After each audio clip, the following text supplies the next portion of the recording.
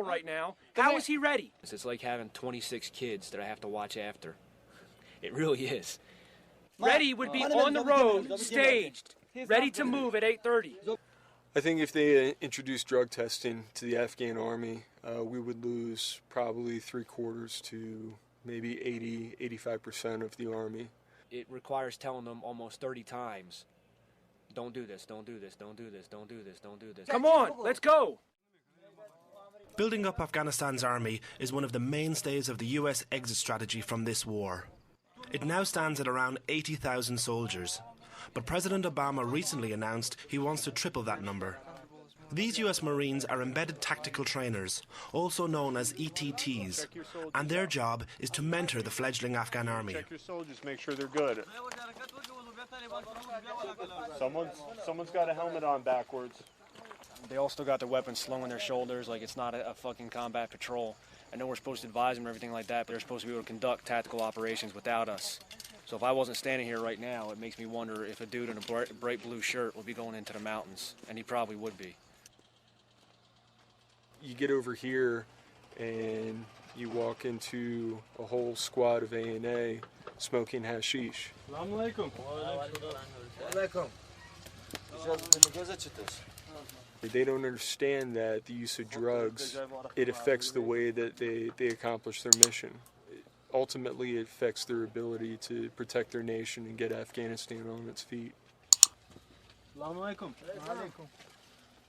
Singa, Jory. Who's smoking hashish around here? Who's smoking hash? We're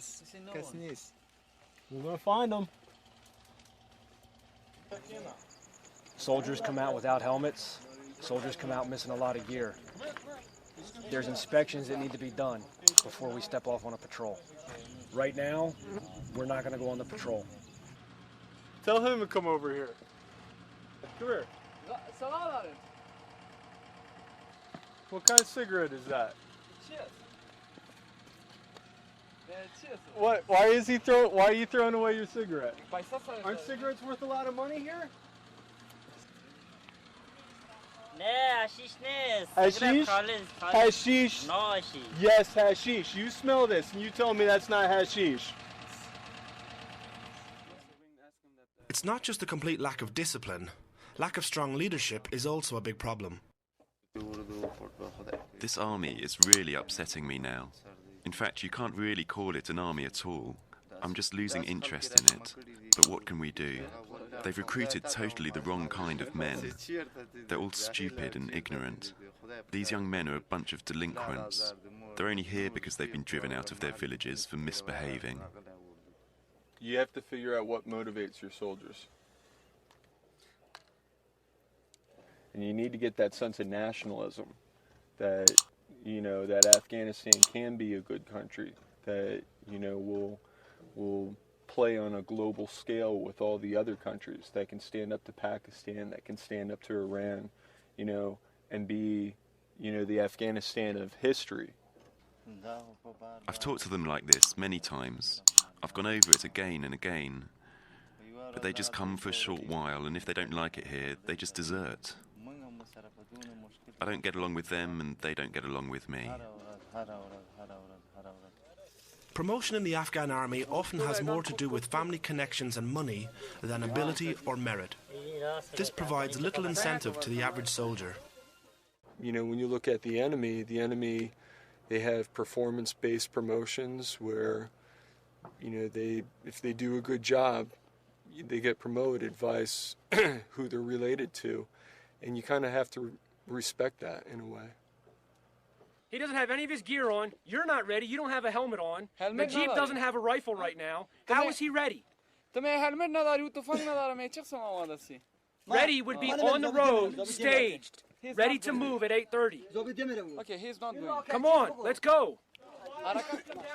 After 7 years of training, many Afghan troops still lack even the most basic of soldiering skills. There you go. Good, there.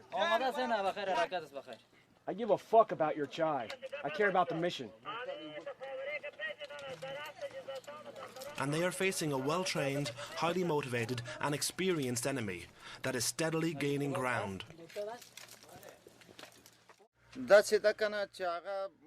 We are a little better than we were, and I hope in the future we'll improve some more. But in the meantime, the international forces have to stay. They have to stay here to help us. If things go on as they are in Afghanistan, then it's just going to get worse and worse. It will never get any better. President Obama has allocated 4,000 more military trainers to the Afghan mission. Whether that will be enough to stem the tide of the Taliban advance remains to be seen. Walked down here, the ANA weren't dressed, weren't ready, didn't have their gear on. Just now getting their gear finished up. No inspections happened again, I can almost guarantee it. But still, time means nothing to these guys. If I told them that the douchemon was going to drop a bomb on their head at 8:30 in the morning, they'd probably be drinking chai at 8:29.